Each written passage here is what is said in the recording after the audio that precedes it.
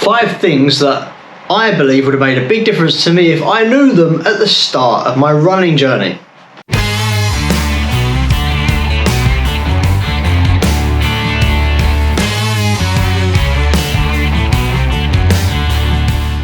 Today I'm going to list 5 things that I learned in my first year of running, and that had I known them from the start would have made for a more successful running journey.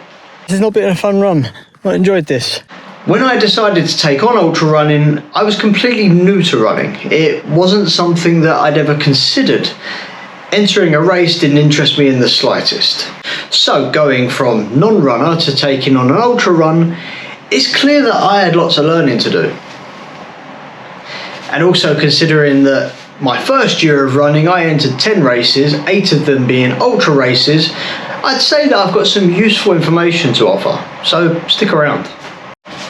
Now, I'm not a coach or a trainer. This is me merely sharing my experience and what worked for me.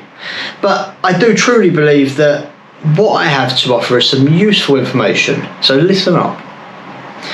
Starting from the green grass on day one, I really didn't know the first thing about running. I mean, I remember at the time thinking, how hard can it be? Well, little did I know that an education on how to run really will take you a long way, and that running to improve performance, it required a little bit more knowledge than lacing your shoes up and just heading out for a run. When I started out, I headed over to YouTube and I found channels like Mark Lewis and Lucy Davis, Nick Bear, just to name a few, all who have achieved different levels of ultra running and other forms of fitness success. I was in search of any useful information that would help me improve my running performance. These are my top 5 tips for improving your running performance. At 5, running shoes.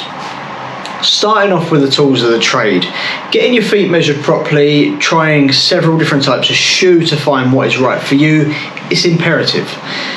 Do you need a trail shoe? Maybe a road shoe? Maybe both.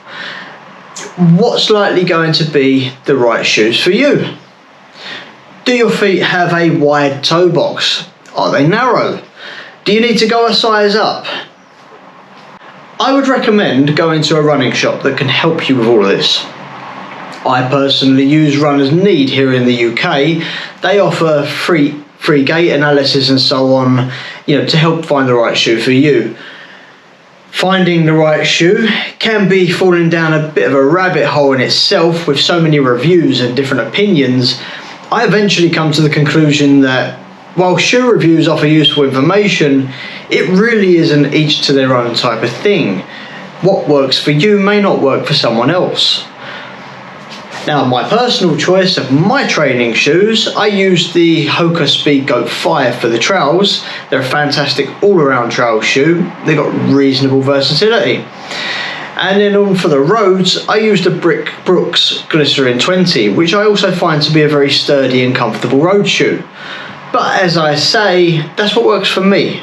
Both shoes are typically recognised as go-to all-rounders for most people. 4, smartwatch. Now, there's plenty on offer in the way of smartwatches. The bottom line is, if you want to track your running, most will do the job just fine. But when I started out, I had an Apple Watch. I quickly learned that the battery wouldn't hold out like I needed it to. And it just didn't stack up as a full fitness tracker, at least in the ways that I was hoping that it would. They have since brought out the Apple Ultra, which is meant to tick a few more of these boxes. I haven't tried one personally, I would like to. But after lots of reading and listening, I decided to move to Garmin. I personally use the Garmin Fenix 7, which I've now had for just over a year, and I love it. It's like my second skin. When it comes to fitness, offering me literally everything I could ever ask for in a fitness tracker. And also, to add to that, the battery, it can see out around 48 hours in GPS mode. Now, if your budget doesn't quite reach the Fenix, then I'd recommend looking at a Forerunner 245. It's a much cheaper option, but it has most of the benefits of the higher end models. However, I must stress, if you are looking to enter ultra races, then I would advise that you don't go for anything less than a Fenix 6. And this is based on the fact that you will need the extra battery life. Tip 3, strength training. Now, I've got the basic gear out of the way. Let's move on to some of the activities that will help build your running levels. Strength is one that seems to be overlooked or passed by without great emphasis, often when people are offering running advice. If your goal is to improve your speed or endurance, two things which are useful in any style of running, then a solid strength routine is imperative. Strength training will, one, help you to prevent injury, and with all the running that you might be doing, I can promise you that strengthening those legs is only going to elevate your performance. Not only will it help to prevent injury, but it will also help with your endurance. Trust me, after being on your feet for a few hours, the stronger legs are going to carry you further. And to add another quick benefit, you'll find that hills become less of a challenge. Really? Hills like this at 98k? Jesus Christ. Huh. Nutrition. Depending on your running goals, your nutrition is going to play a role in how successful you are in achieving it. Nutrition is a broad landscape, and different types can apply to different people on different journeys. Overall, most will need a balance of good carbs and protein. Tracking your calories can also be a very helpful way of making sure you are replenishing the calories that you burn. It's important to make sure you put the calories back to help with adequate recovery. When running an ultramarathon, I personally have become accustomed to eating on the race rather than using gels and so on. Now, this has taken a little training, a little getting used to. For example, if I'm heading out for training runs, I'll have a little bit of food first and try eating little and often while I'm running. I must stress that this isn't something to be taken lightly. I mean, one of the most common reasons for people not finishing ultra races are due to stomach cramps. So it does take some adapting. When you're running, the body takes energy away from the digestive system, which leads to a slow in digesting foods. Now, this is problematic since you're burning high amounts of calories and you need to replenish them. Lots of people do use gels as they are easier for digestion. I personally am not a fan of gels, not a fan of the synthetic taste. It doesn't mean they're not for you though. Depending on your goals, fine-tune the right nutrition for you. And one more thing that you shouldn't forget, don't forget your electrolytes. Make sure that your salt and sodium intake are taken care of. My top tip, number one, slow down.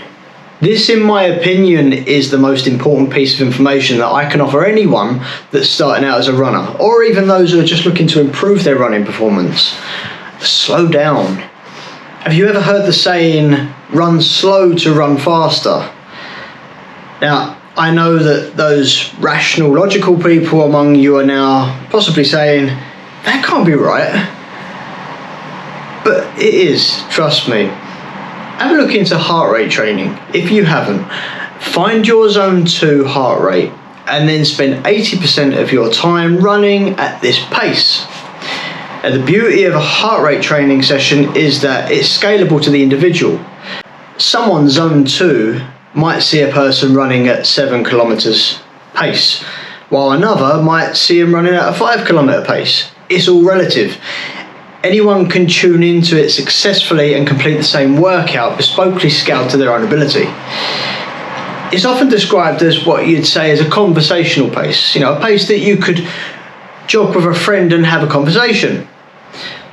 So often I've seen runners stop and start getting out of breath, or you'll have people who have said to me, I can't run.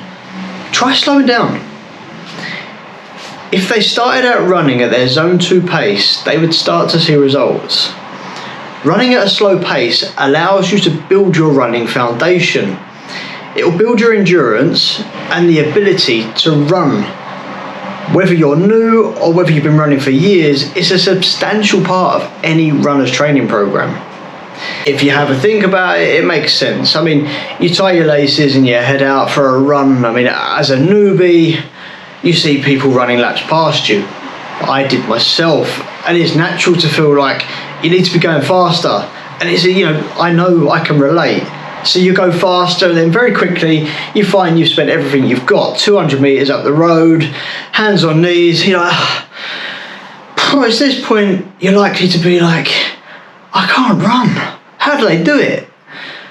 Well, you're right. I mean, you can't run like that. You need to slow down. I needed to slow down, and I did. Working on those lower heart zones, adding in a few strategic faster runs in the week, working the 80 to 20% rule, you'll soon be catching those other runners with ease. Slow down, build that running foundation. Now that about wraps up my video. If you are finding this type of information useful, or you're enjoying my adventures, as it were, please let me know. Like and subscribe, help me build my channel. Watch out for my next video, as I'm about to go and do something quite exciting. But at least it is for me. Some of you might just think I'm crazy. I'll see you on the next one.